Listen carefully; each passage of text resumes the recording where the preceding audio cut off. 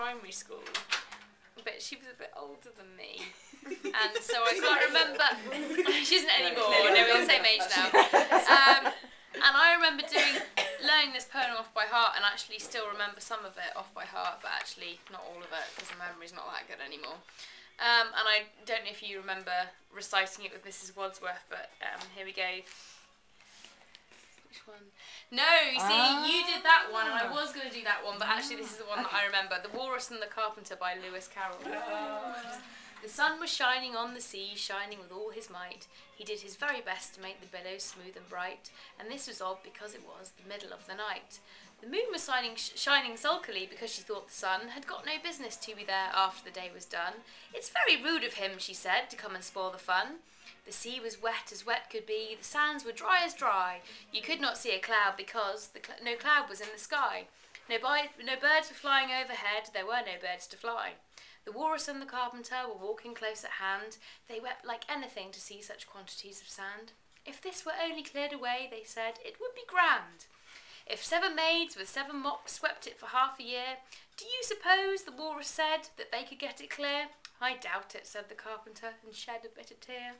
Oh, oysters, come and walk with us, the Walrus did beseech. A pleasant walk, a pleasant talk, along the briny beach.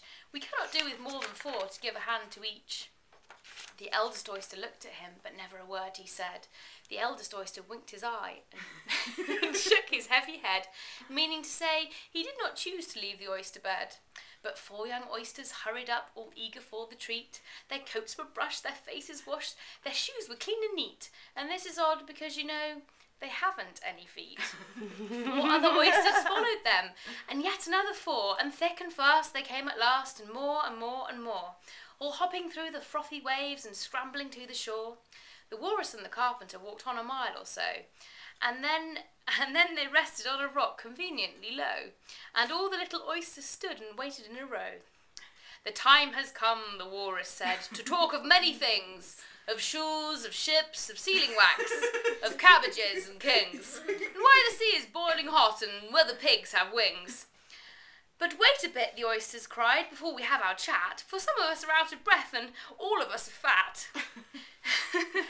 No hurry, said the Carpenter. They thanked him much for that. A loaf of bread, the Walrus said, is what we chiefly need. Pepper and vinegar, besides, are very good indeed. Now, if you're ready, oysters dear, we can begin to feed. But not us, the oysters cried, turning a little blue. After such kindness, that would be a dismal thing to do. The night is fine, the Walrus said. Do you admire the view? It was so kind of you to come, and you are very nice. The Carpenter said nothing but cut us another slice. I wish you were not quite so deaf. I've had to ask you twice. It seems a shame, the Walrus said, to play them such a trick after we brought them out so far and made them trot so quick. The Carpenter said nothing, but the butter spread too thick. I weep for you, the Walrus said. I deeply sympathise. With sobs and tears they sorted out, those of the larger size, holding a pocket handkerchief before his streaming eyes. Oh, oysters, said the Carpenter, you've had a pleasant run. Shall we be trotting home again? But answer came there none. And this is scarcely odd because they'd eaten every one. That's brilliant.